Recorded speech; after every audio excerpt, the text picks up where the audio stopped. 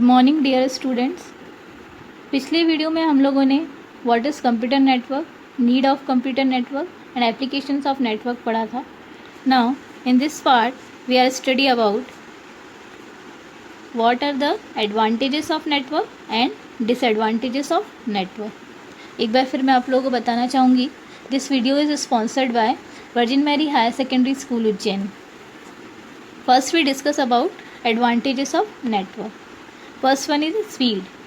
अब देखिए स्पीड किस तरीके से नेटवर्किंग में हम जब एक फ़ाइल को दूसरे सिस्टम पे शेयर करते हैं, तो जब भी हम डेटा इन्फॉर्मेशन शेयर करते हैं तो इजीली हमारा जो फाइल है वो शेयर हो जाती है और बहुत ही स्पीडली इन अ मिली सेकेंड्स, आप ये भी कह सकते हैं कि पलक झपकते ही हमारा डेटा शेयर हो सकता है।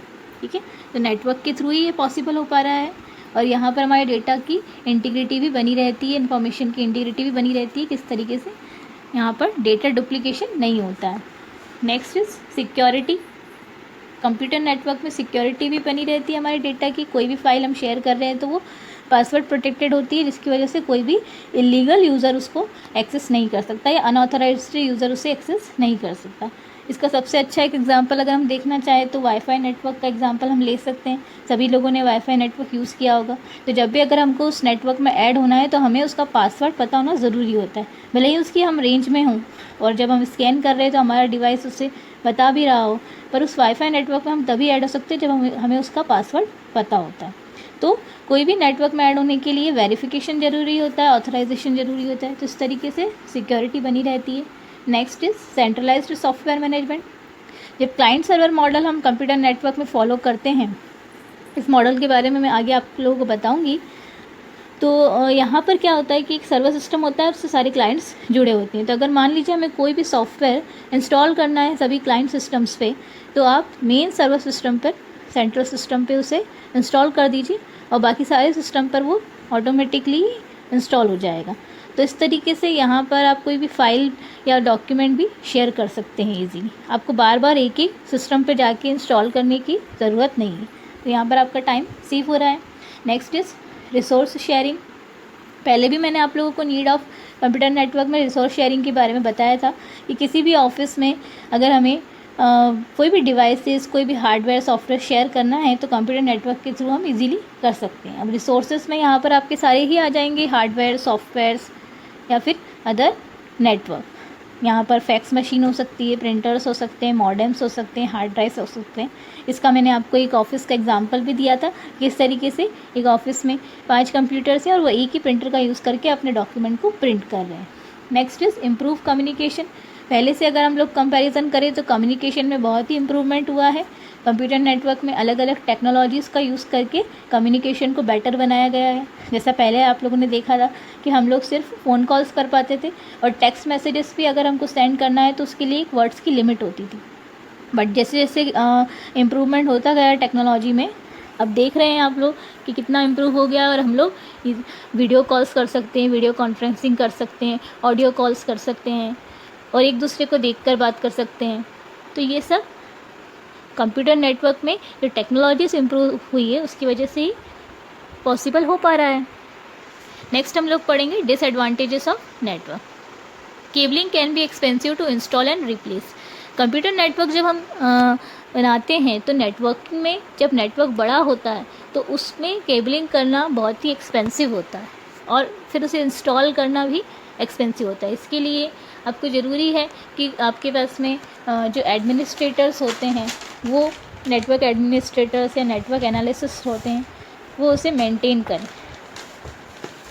तभी वो उसको सही तरीके से मेंटेनेंस रख सकते हैं। तो ये थोड़ा सा एक्सपेंसिव होता है।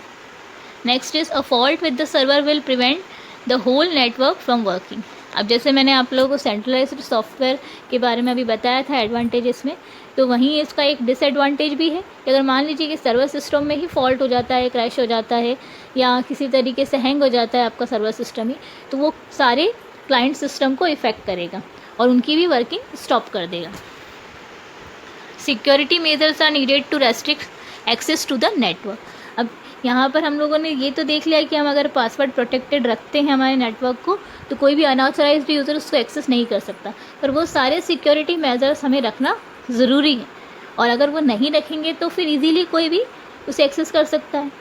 और अभी तो आप लोगों ने देखा ही किस तरीके से अलग अलग तरीक़ों से हैकर्स जो है वो इन्फॉर्मेशन को हैक कर लेते हैं और उसका गलत यूज़ करते हैं। तो ये भी एक डिसएडवांटेज है। Server fault stop applications being available.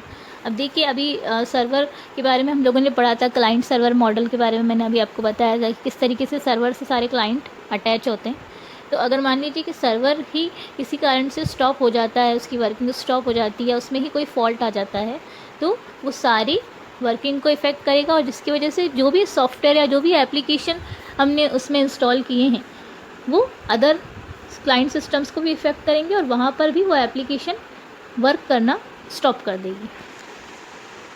Vans are vulnerable to hackers and viruses. जो वाइड एरिया नेटवर्क्स होते हैं, अभी हम लोग जब आगे पढ़ेंगे टाइप्स ऑफ नेटवर्क में तो हम उसमें पढ़ेंगे वैन्स के बारे में, वाइड एरिया नेटवर्क के बारे में। अब यहाँ पर वाइड एरिया नेटवर्क मतलब कि जो वायरलेस नेटवर्क होता है, और वाइड एरिया नेटवर्क में बहुत ही बड़ा नेटवर्क होता है, तो वहाँ पर बहुत इजी होता है हैकर्स के लिए डेटा को हैक करना। और यहाँ पर जब हम वाइड एरिया नेटवर्क में ऐड होते हैं तो इस तरीके के नेटवर्क में वायरसेस का आना भी बहुत ही मामूली सी बात है, ईजी है बहुत।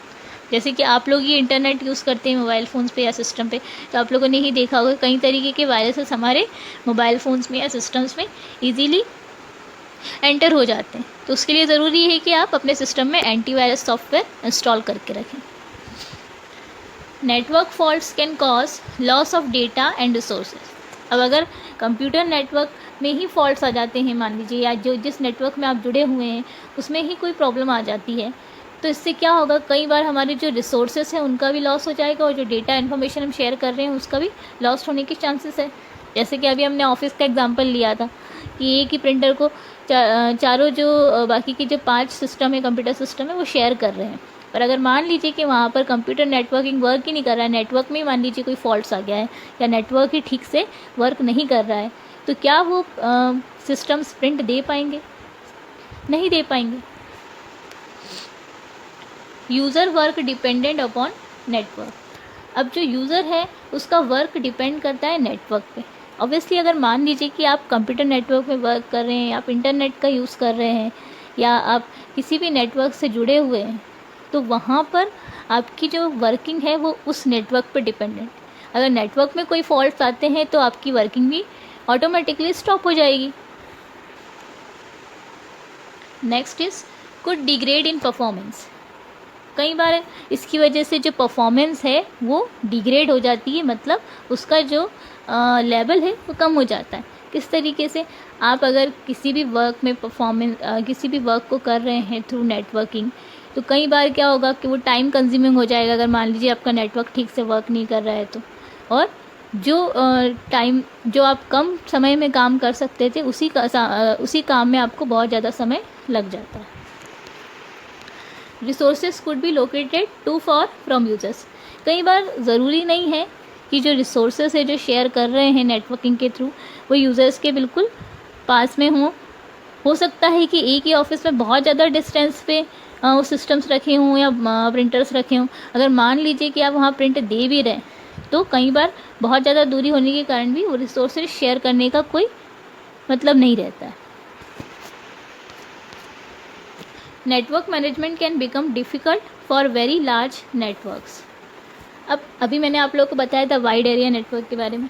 तो जब नेटवर्क बड़ा होता जाता है या बहुत ही ज़्यादा लार्ज एरिया में या बहुत ही ज़्यादा बड़े एरिया में एक्सपांड हो जाता है नेटवर्क, तो वहाँ पर उसको मैनेज करना बहुत डिफ़िकल्ट होता है।